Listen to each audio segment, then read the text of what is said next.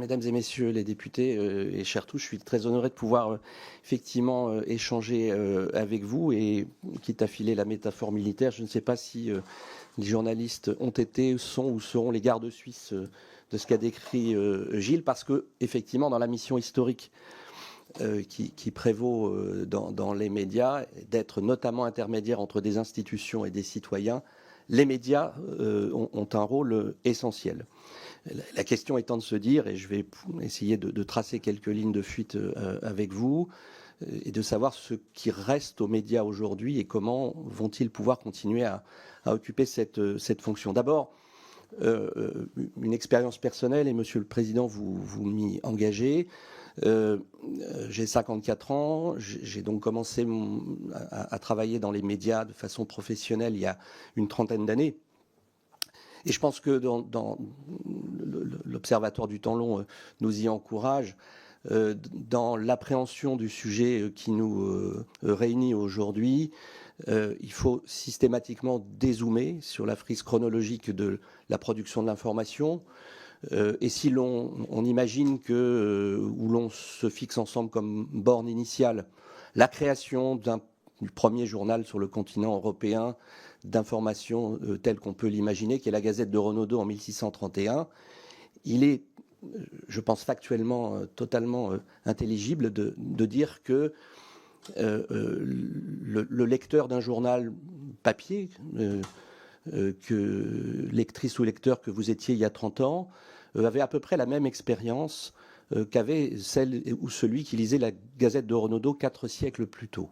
30 ans après, l'usage de l'information, l'appréhension de l'information, la consommation de l'information que nous avons toutes et tous est radicalement différente d'il y a 30 ans. Et donc, la distance intellectuelle, sociale, en termes de production, d'appréhension de l'information, est beaucoup plus importante et elle s'est beaucoup plus transformée en 30 ans que dans les 4 siècles précédents.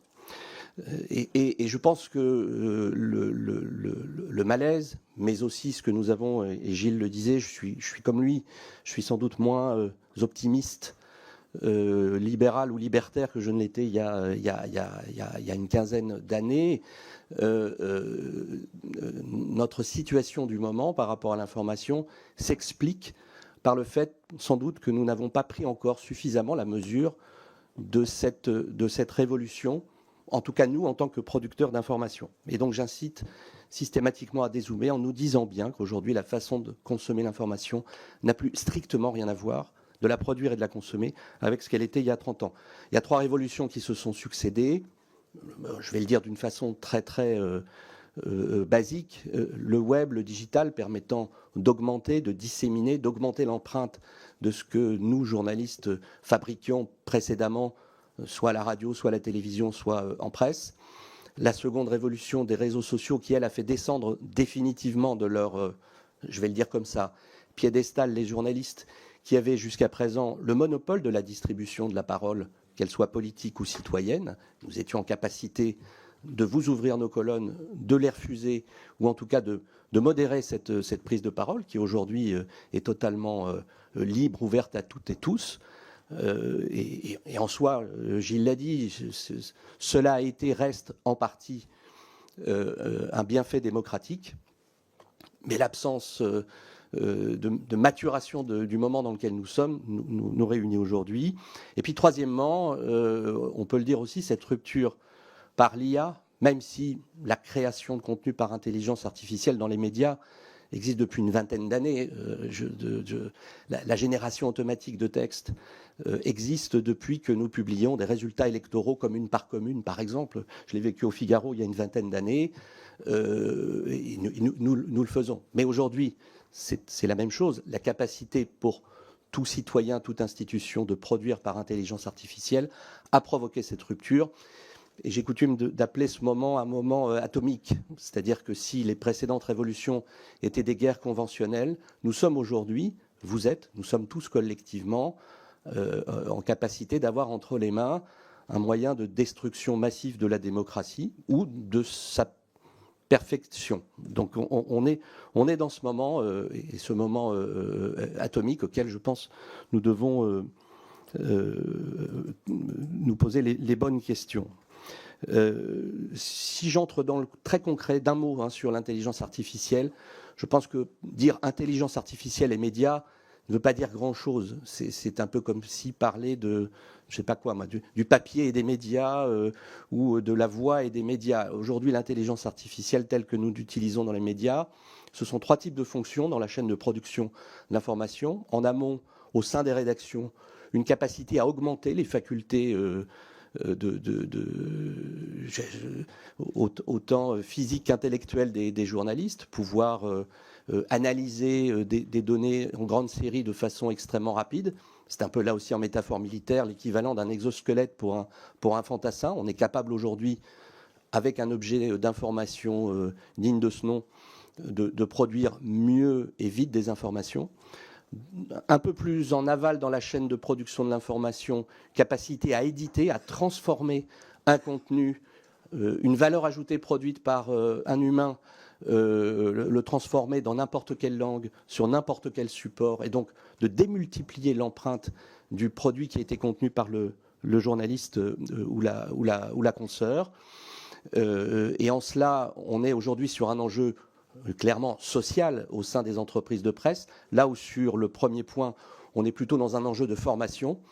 Et puis, la troisième utilisation, je l'évoquais tout à l'heure sur les résultats d'élections, et qui peut paraître aujourd'hui quelque chose d'assez futile, mais la création synthétique de textes, mais on l'a vu avec cette vidéo, mais aussi d'images, de reportages, d'audio, fait qu'on est là sur ce troisième point, où l'humain est en concurrence frontale avec la machine et l'institution qui se trouve derrière elle.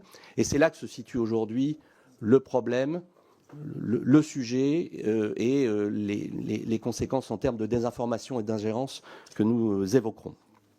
Et donc pour avancer et vous dire, y compris à titre personnel, je m'exprime aussi en tant que journaliste, j'ai évolué sur ces questions.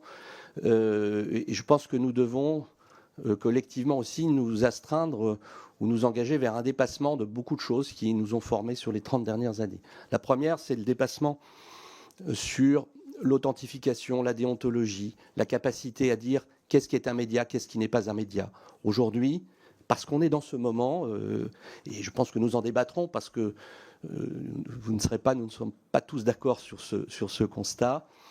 Il ne s'agit pas de dire qu'il y a des bons et des mauvais journalistes, qu'il y a un bon et un mauvais journal, une bonne ou une mauvaise information.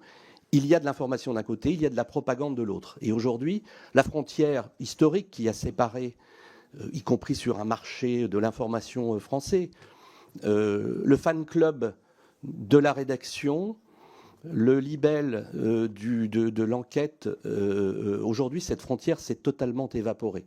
Alors pour une raison d'abord juridique et qui tient à l'histoire de l'information et du journalisme dans ce pays, c'est qu'il n'y a pas besoin d'avoir une carte de presse pour se dire journaliste, pour créer un média, pour revendiquer la capacité à produire de l'information. Cette profession est totalement ouverte. Elle a été contrainte à la sortie jusqu'à présent, et l'IA nous défonce définitivement les dernières portes ou barrières qui préexistaient à la sortie par la capacité à produire cette information. Aujourd'hui, cette profession étant ouverte à l'entrée et le ticket d'entrée sur la production d'information étant égal à 0, on n'est plus capable aujourd'hui de faire la différence et de dire à des citoyens, d'informer ou même d'enseigner à des citoyens ce qu'est un média de ce qui n'est pas un média.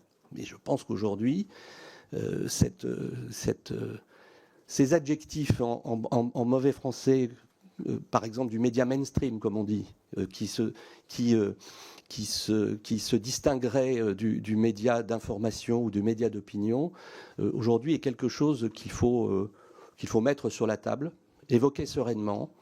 Et si l'on continue à penser que l'information et le journalisme sont consubstantiels à la vie de la démocratie, il faut en tirer des conséquences, notamment en termes d'authentification, de labellisation ou de régulation déontologique de la profession. Là aussi, j'ai, comme beaucoup de journalistes, été assez radicalement hostile à toute institution permettant d'évaluer, d'authentifier, voire de sanctionner des mauvaises pratiques dans le métier. Je pense aujourd'hui que ce serait la contrepartie d'une régulation et d'une capacité à authentifier ce qu'est un média de ce qu'est un fan club. Deuxièmement, là aussi nous dépasser en termes de coopération entre public et privé. Gilles l'a dit, on évoquait cette question alors, je n'emploie pas le terme d'armée suisse parce que je pense que les médias sont là en première ligne pour faire la guerre à la désinformation et qu'avant qu'une armée suisse arrive, il faut que les médias soient en capacité, au nom de la démocratie, d'être capables de réguler et de permettre aux citoyens de rester éclairés et en conscience de faire leurs choix politiques, sociaux et économiques. Et puis troisièmement, un dépassement, on l'a dit, en termes d'approche de la civilisation, et on en parle dans ce rapport, d'éducation, parce qu'il faut... les cafés sont là pour aujourd'hui permettre à des citoyens déjà engagés dans la vie civique, mais aussi en passe de le devenir, d'échanger sur la question de l'IA. Je pense qu'apprendre et faire comprendre à des enfants, mais aussi à des gens moins jeunes, quels sont les enjeux, les menaces, les opportunités de ces questions, devrait aujourd'hui être davantage intégré dans la formation des citoyens. Et ça passe par l'éducation, pas uniquement par l'éducation. Aujourd'hui, la question, elle est en général assez rapidement évacuée par des petites lignes budgétaires par-ci, par-là, et de façon totalement éclatée dans la profession et dans les médias. Hein. Je le dis là aussi de façon très claire. Nous ne sommes pas aujourd'hui médias collectivement capables de nous entendre, de nous fédérer pour proposer d'améliorer l'éducation aux médias. Je termine. Là, nous devons avancer.